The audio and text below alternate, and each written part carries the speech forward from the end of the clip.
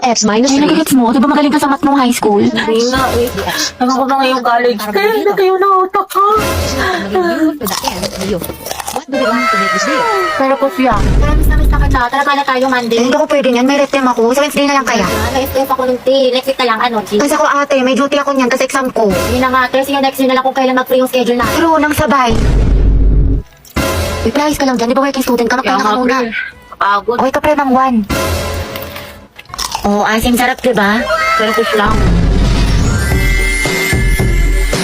Hala, naubos na yung weekly allowance ko Wednesday pa lang.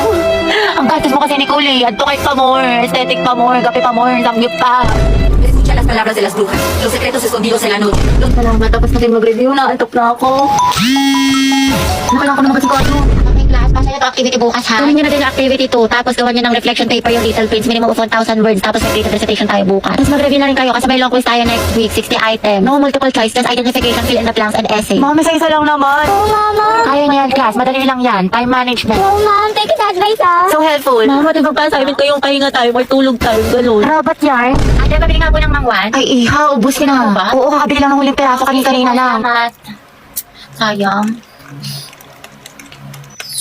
Ilan si Crush? Di ba favorite mo tong mangwan? Binili ko sa'yo. Thank you.